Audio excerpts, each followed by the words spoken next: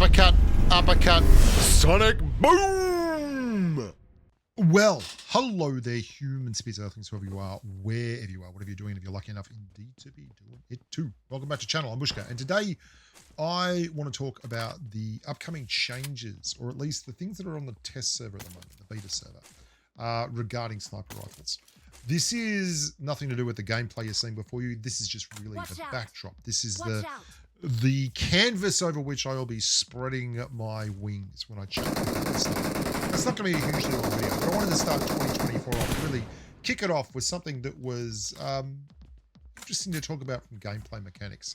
And if you like these kind of videos, please remember to subscribe to the channel, leave a comment below. If you have any questions about videos, leave them below and I'll answer them and just make a video on it. It doesn't matter if it's big, doesn't matter if it's long. I'm going to be trying to create a lot more content this year to drive interactions and engagements with you, the humans. So if you've got a question, leave it below and we'll talk about it. The big changes I'm talking to, of course, with sniper rifles is another attempt to balance and implement relevance in the game by giving them a little bit more pizzazz. Now, I actually quite like these changes. Sniper rifles are now going to be able to hit multiple targets. They're going to be able to go through one target and hit the next target. They're going to diminish returns with that. So if you hit one target, the damage on the next target is going to be halved, okay? And it only measures against the first vest. So it can't like get diminished again by a level 3 vest after hitting a level 2 vest. Whatever you do, you're going to get halved on the next one through. Now that's all well and good, and again it'll be halved again if it hits another target there. But I think that's a situational benefit which may be good sometimes, particularly like when firing into people that are reviving in smoke or have just been revived. But what I really think the big change is going to be is the durability changes to sniper rifles. What this means is that when you fire your weapon at the moment, it does a certain amount of damage to your level 2 vest or your level 3 vest. But the durability damage is going to be massively upped on snipers now. So they do 100% of their damage to the durability of the vest, just like the old days. So an AWM, for instance, does so much damage that it will absolutely destroy a level 3 helmet in one shot. It will take it out. Okay, a Win 94 destroys a level 2 helmet in one shot. Now, these are, by the way, all these stats are courtesy of my very good mate, Hockey.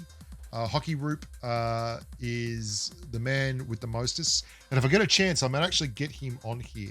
He has been agitating for this change forever, by the way. So if you're on the beta servers, you'll know exactly who I'm talking about. Hockey, one of the stalwarts of PUBG Mobile, and someone who really does deserve more credit for their work.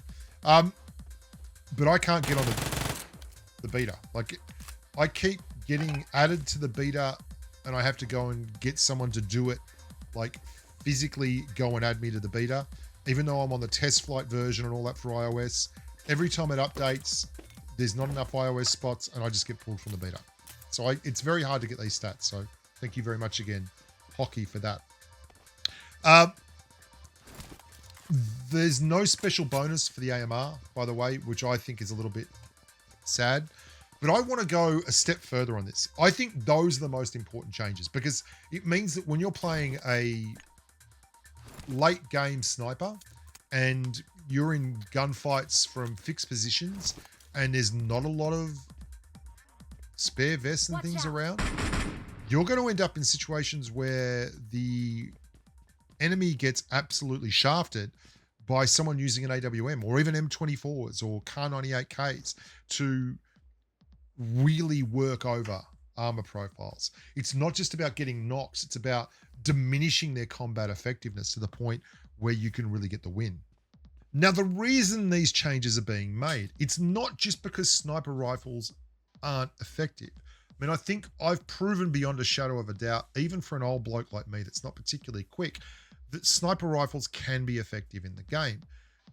It's that they're not used very much. The player base isn't forced to make tough decisions with regards to its weapons loadout because of weapons like this. It's no mistake that I did choose this clip for us to talk over. You can see I'm running an M416 and an Uzi. The M416 can cover off on a lot of different places and different ranges. And it's not just the M4. Outside of, you know, the Mini 14, there's not really any other DMRs that get used at range for any great effectiveness. But the Mini 14 is, of course, absolutely incredible at what it does. And I would like to point my finger at an idea that I think would possibly do far more for the game in terms of people that actually pay attention and use the game and use the weapons, all different styles of weapons. If the durability damage of SMGs and ARs was lowered. So when you hit a vest with an SMG or an AR, it does less damage to the vest, so it transfers less of its damage across to the vest, then that would cause the value of sniper rifles to be higher. Likewise, if DMRs just maintained their current levels of damage to vests and helmets, they would be inherently more valuable, because DMRs would now be doing more durability damage compared to ARs and SMGs.